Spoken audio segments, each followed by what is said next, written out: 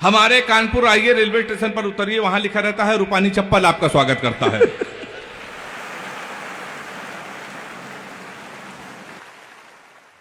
हमारे लिए तो कुमार भैया एक दूत हैं जो आए हैं।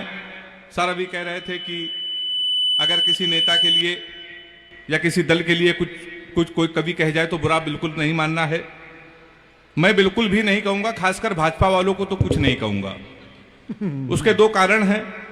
सर पहला कारण यह है कि मैं कानपुर में रहता हूं, दूसरा कारण यह है कि मैं कार से चलता हूं। कानपुर वाले की कार जिस दिन से पलटी थी, हमने उसी दिन कसम खा ली कि बीजेपी वालों को हम बिल्कुल नहीं लपेटेंगे, नहीं वो कब हमको लपेट दें इसका कोई भरोसा नहीं है। एक बार ताली बजा के शुरू कर दीजिए। प्रशासन के बड़े लोग बैठे हैं, गौरव भैया को नमन करता हूं। हमारे संतोष भैया कानपुर में थे, यहां पर आगे प्रशासन के बड़े अधिकारी हैं। प्रशासन और पुलिस के लिए भी कुछ नहीं कहूंगा। पुलिस थाना चौकी आपने सुना होगा, थाना नाम हमारे कानपुर की देन है। थाना अच्छा, हमारे यहाँ कानपुर के पुलिस वाले किसी को पकड़ के खंभा पकड़ाते हैं, दरोगा लट चलाता है, कहता है तू था, तो कहता है ना, कहता था ना, था ना, वहीं से थाना उत्पन्न हुआ है।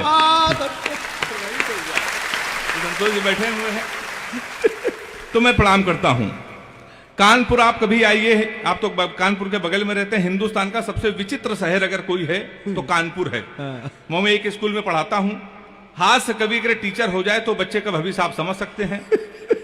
हमने अपने ही स्कूल के एक बच्चे से पूछा, हमने कहा बेटा ये बताओ 1 किलो रुई और 1 किलो लोहा दोनों में भारी क्या होगा? उसने कहा मास्टर साहब लोहा भारी होगा। मैंने कहा बेवकूफ, मैं जो तुमसे कह रहा हूं कि 1 किलो रुई 1 किलो लोहा, जब दोनों 1 किलो है तो लोहा कैसे भारी होगा? इसका जवाब सुनिएगा। उसने कहा मास्टर साहब आप हमको 1 किलो रुई फेंक के मारिए, हम आपको 1 किलो लोहा फेंक के मारते हैं। हाँ ऐसी ताली बजाइए, आप जान जाएंगे क्या भारी होगा। विजय भाई भी बैठे हैं। हमने दूसरा क्वेश्चन पूछा, हमने कहा हिंदुस्तान में सबसे तेज उड़ने वाले पंछी का क्या नाम है? उसने जवाब दिया हाथी। हमने खड़े हो जाओ तुम्हारे बाप क्या करते हैं? उसने कहा योगी जी की बुलडोजर चलाते हैं। हमने कहा बैठ जाओ, हाथी सही जवाब। बहुत अच्छा। तो मास्टर भी बड़ा होशियार होता है भाई साहब। मैं उसी कानपुर से आया हूं। इतना अद्भुत शहर हमारा है। कभी आप बनारस जाइए, आप तो जाते ही होंगे, बनारस जाइए, रेलवे स्टेशन पर उतरिए, वहां लिखा रहता है बनारस का पान आपका स्वागत करता है। कभी आप जाइए, आप कभी आगरा जाइए, वहां उतरिए, वहां लिखा रहता है आगरा का पीठा आपका स्वागत करता है।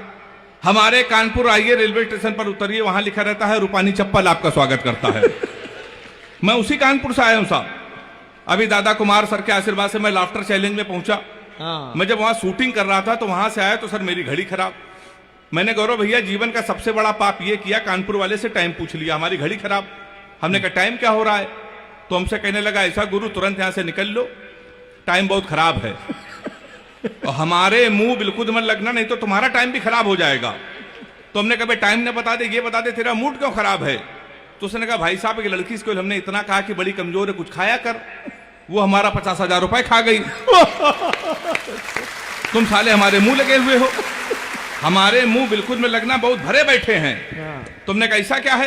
क्या लगा है कुछ नहीं, एक लड़की के चक्कर में 5 साल से लगे थे। हम समझते थे हमसे प्यार करते हैं, मुझसे प्यार करते हैं, तो इसमें हुआ क्या? कहीं हुआ कुछ नहीं भाई साहब, हमारे नगर निगम का चुनाव चल रहा है, उसको मिल गई है पार्षद की टिकट। पूरे शहर में होल्डिंग लगी है युवा दिलों की धड़कन पुष्पा पाल। तुम साले हमसे टाइम पूछ रहे हो? लोग तो नारा लगा रहे हैं मोहर मारो तान के पुष्पा को पहचान के। कल एक लड़का कान में नारा लगा रहा था, इस बार हाथ उठा के ताली बजाना, लैया बड़ी करारी है, पुष्पा पाल हमारी है। तो सब हमारा उत्तर प्रदेश सबसे अद्भुत है। सर तो हमारे दिल्ली से आए हुए हैं। आप कभी दिल्ली जाइए, बंबई जाइए, बंबई के लोग अगर पैसा आ जाए तो अपने बच्चों का कैरियर बनाने के लिए सर करोड़ों खर्चा करते हैं। हरियाणा के लोग अपने बच्चे को स्टार बनाते हैं, स्पोर्ट्स में भेजते, करोड़ों खर्चा। उत्तर प्रदेश एक ऐसा प्रदेश है जहां कैरियर बनाने के लिए कोई खर्चा नहीं। 250 का कुर्ता लीजिए, 350 का सफेद पैजामा, 50 रुपए का काला चश्मा, 40 रुपए गले में डालने वाला अंगोछा। हमारे यहाँ तैयार हो जाता है युवा हृदय सम्राट। ये केवल हमारे उत्तर प्रदेश में होता है सर। तो मैं उसी उत्तर प्रदेश का रहने वाला हूं। लोग बड़ी तुलना करते हैं तुम्हारा उत्तर प्रदेश कितना नकारा है, कितने आलसी लोग हैं। अभी जब हरियाणा के बच्चे ने भाला फेंक के स्वर्ण पदक जीता, तो एक वीर रस के कवि ने हमसे कहा अगर यही भाला हम पाकिस्तान में फेंक दें, पाकिस्तान तो निपट जाएगा। हमने कहा इसमें हिंदुस्तान की बेइज्जती है, भाला इतना बड़ा, पाकिस्तान इतना बड़ा। 4 लाइन में मैंने पाकिस्तान को निपटा दिया है, अगर वो निपट गया हो तो मुझे तालियां बजा के मुझे बताना। मैंने लिखा कपड़े जिस पे टंगते हैं वो कीली फेंक के मारेंगे, कसी हुई ना मिल पाई तो ढीली फेंक के मारेंगे, जो भाला फेंका नीरज ने वो चीन की खातिर रखा है, पाकिस्तान तुमको तो हम तीली फेंक के मारेंगे। हम लोग सब ऐसे ही निपटा देते हैं पाकिस्तान को। लोग बड़ी तुलना करते हैं, पाकिस्तान हमसे कहता है हम कश्मीर ले लेंगे, कश्मीर ले लेंगे, कश्मीर ले लेंगे। हमने कहा बेवकूफ पाकिस्तान, सीमा हैदर तो हमसे ले नहीं पा रहे हो, तुम हमसे कश्मीर ले लोगे। तो लोग बड़ी सब तुलना करते हैं कि हरियाणा के लोग स्वर्ण पदक जीतेंगे, उत्तर प्रदेश के लोग कितने नकारा हैं। हमने कहा इसमें बहुत बड़ा अंतर है।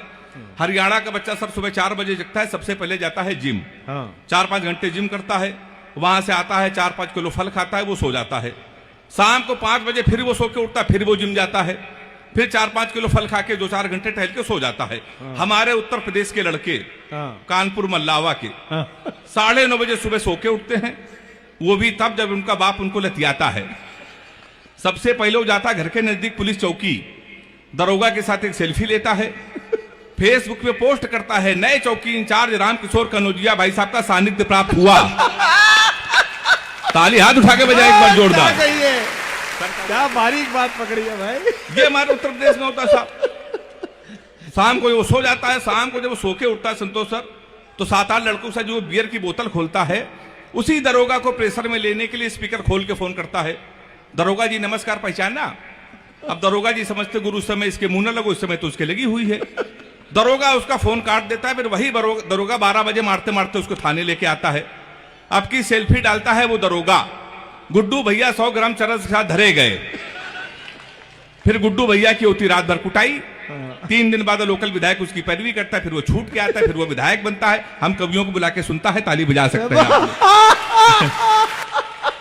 गौरव भैया यहाँ के लिए नहीं है, हमें सुरक्षित कानपुर भी जाना है। तो हमारा उत्तर प्रदेश बहुत अद्भुत है। 2-4-5 मिनट केवल मैं आपके और रहूंगा। रश्मि जी, गजेंद्र प्रियांशु जी श्रृंगार के बहुत बड़े कवि हैं। ये लोग आएंगे, आपको प्यार मोहब्बत की बातें बताएंगे, भटकाने की कोशिश करेंगे। मैंने प्यार मोहब्बत के विषय में सर कोई कविता नहीं लिखी, ऐसा नहीं कि कोई प्रेमिका नहीं है। योगी जी की सरकार, जब योगी जी की सरकार उत्तर प्रदेश में नहीं थी तो 15 प्रेमिकाएं थी। जिस दिन योगी जी उत्तर प्रदेश के मुख्यमंत्री बने, हमने सबसे राखी बंधवा लिया, क्योंकि सर्वाधिक कुटाई किसी की यूपी में हुई तो प्यार करने वालों की। तो मैं प्यार मोहब्बत से बहुत दूर रहता हूं सर, दूर से ले रहता हूं। लड़कियों की बीमारी है, किसी लड़की से कोई क्वेश्चन पूछ लो तो इतना उठपटांग जवाब देती हैं। हमने एक लड़की से पूछा, हमने कहा तुम्हारा फेवरेट कलर क्या है? कहने लगी स्टूपिड कहीं के, कोई मेच्योर क्वेश्चन नहीं पूछ सकते। तो हमने पूछा, हमने कहा 0.8 मिलीलीटर सल्फ्यूरिक एसिड को न्यूट्राइज करने के लिए कितने मोल बाइकार्बोनेट की जरूरत पड़ेगी? तब उसने बता रहा हमारा फेवरेट कलर पिंक है। तो मैं बहुत दूर रहता हूं साहब प्यार मोहब्बत से। मैं तो इतना दूर रहता हूं, लड़कियों की एक बीमारी और है, किसी लड़की को आप गौर से देख लो तो कहेंगी देखो कैसे कुत्ते की तरह देख रहा है, ना देखो तो कहेंगी कुत्ता देख भी नहीं रहा है। तो साहब मैं बहुत दूर रहता हूं। हमारे गजेंद्र भाई हैं, कह रहे थे हेमंत नाम में कुछ नहीं रखा, नाम में कुछ नहीं रखा। सही कह रहे थे सर, नाम में कुछ नहीं रखा है। मुस्कान नाम था उसका, वो हमारा नुकसान करके चली गई। फिर हम रोशनी नाम की लड़की में शिफ्ट हुए तो 2.5 साल उसने भी हमको अंधेरे में रखा। लोग सही कहते हैं नाम में कुछ नहीं रखा। इन बेचारे लड़कों को देखिए, ये लड़कियों का नाम मोबाइल में सेव करते हैं, my honey baby, my darling, my sweetheart, my जानू। इन बेचारे लड़कों को देखिए, ये लड़कियों के नाम मोबाइल में सेव करते हैं। पप्पू हलवाई, राशिद प्लम्बर, मुन्ना हवलदार। ताली बजाइए जोरदार। तो हमारे साथ तो साहब ये होता है। अभी सर हमको दुबई ले गए थे देश के सबसे बड़े मुशायरे में। तो जब मैं दुबई गया तो हमारी वाली ने सर फोन किया, कहने लगी हमने सुना है तुम दुबई में हो। तो हमने कहा सही सुना है। कहने लगी हमारे लिए एक सोने की चैन ले आना। हमने कहा क्यों? लेकिन दुबई में एक तो सोना सस्ता है और जीवन भर में तुमको याद करती रहूंगी। तुमने कहा पगली हम चैन नहीं लाएंगे फिर भी याद करती रहोगी। उसने पूछा कैसे? हमने कहा जीवन भर सोचो कि हरामखोर से पहली बार कुछ लाने को कहा था, ये वहां से भी खाली है चला आया है। तो सर इसी चक्कर में कोई नहीं टिकता। और मैंने तो एक सबक लिया है, आप भी ले लीजिए। अपनी प्रेमिका को कभी भी रुलाना नहीं चाहिए, क्योंकि 7-8 हरामखोर उसका आंसू पोंछने के लिए हमेशा तैयार रहते हैं। हमारी हालत क्या हो गई है? अंतिम 4 पंक्तियां पढ़कर मुझे पूरे तालियों के साथ विदा कीजिएगा। एक एक प्रेमिका को बांट कर ले गए, जो नहीं माना उसे डांट कर ले गए, जिस पेड़ पे बांधा था मोहब्बत का धागा, नगर निगम वाले उसे भी काट कर ले गए। बहुत अच्छा। एक बार जोरदार तालियां बजाइए।